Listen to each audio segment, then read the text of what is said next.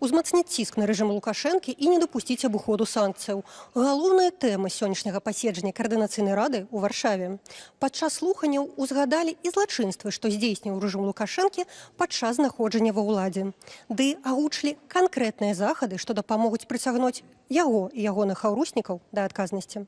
За час, што Лукашенко трымае ўладу, ад рэпрэсіяў пацярпелі ад 300 да 500 тысячаў беларусаў, адзначаюць удзельнікі паседжання. Сведчанні злачынстваў рэжыму выкрываюцца ў дакладах спікераў. Мы хутчэй агучваем тое, што было ўжо вядома дзесяцігоддзі, даём гэтаму прававую адзнаку і падкрэсліваем то, што адбываецца адсутнасць адказнасці на працягу дзесяцігоддзяў вядзе да павелічэння рэпрэсій, павелічэнню колькасці ахвяр. Паводле праваабаронцаў, цяпер за кратамі застаюцца як найменей 1300 палітзняволеных. Усяго ж з 2020 года паводле палітычных абвінавачванняў асудзілі больш за 8 тысяч беларусаў. Юрыст Александр Ракіцкі сабраў доказы незаконных прысудаў, катаванняў, сексуальнага гвалту ды забойстваў, што здзейснілі хаўруснікі Лукашэнкі. Доклад готовился на основании докладов международных организаций, Верховного комиссариата ООН, Amnesty International и других верифицированных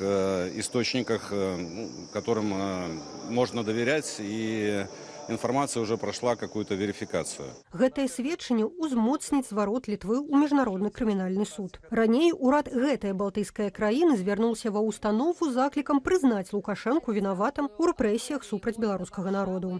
Могуць фарміравацца асобныя справы ў адносінах да асобных персанажай і ў тым ліку адносінах да Лукашэнкі. Я не хацеў бы гуляць у тэрміны, але гэтыя працэдуры зараз даволі паскараюцца. Все залежыць будзе ад таго, наколькі мы ўсе беларусы, таму я звяртаюся да беларусаў, актыўна будзем перадаваць доказы тых злачынстваў, якія здзейсніў Лукашенко супраць нас. Прыкладна паўгода спатрэбіцца папярэднім інстанцыям суда ў Гаазе, каб разгледзець новыя дакументы. Калі крымінальную справу адкрыюць, міжнародны крымінальны суд можа выдаць ордар на арышт Лукашэнкі. Гэта таксама вялікі інструмент уплыву на эліты вакол Лукашэнкі. Бо яны разумеюць, што ніякага з ім шансу прабіць вось гэтую знешнепалітычную ізаляцыю будзе немагчыма. Яны будуць разумець, што фактычна гэта той чалавек, ён зараз замінае рухацца па знешнепалітычным нейкім накірункам, то калі на яго будзе ордар на арышт, гэта фактычна чорная метка, выключае з яго любых міжнародных працэсаў. Даклады маюць паўплываць і на падзеі, што адбываецца ўнутры нашай краіны. Агучаныя злачынствы Лукашэнкі накіруюць заходнім палітыкам і міжнародным арганізацыям.